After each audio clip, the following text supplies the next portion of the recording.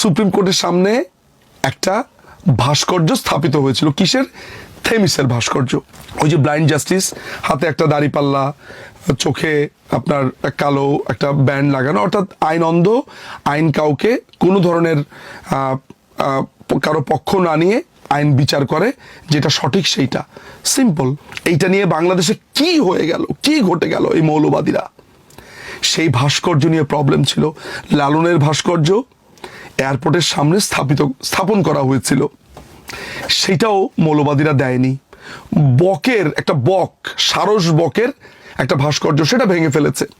বাংলাদেশের বিভিন্ন জায়গা থেকে মুক্তিযুদ্ধের স্মারক, মুরাল সব ভেঙেছে। তো আজকে এই বর্ষবরণ প্রোগ্রামে এই নোংরামি নিয়ে তাদের একটা শব্দ নেই।